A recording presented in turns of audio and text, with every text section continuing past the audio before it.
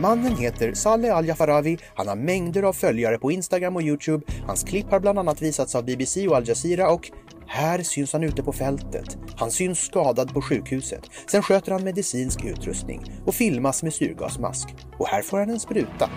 Mannen påstås helt enkelt dyka upp på väldigt många platser, i många olika roller.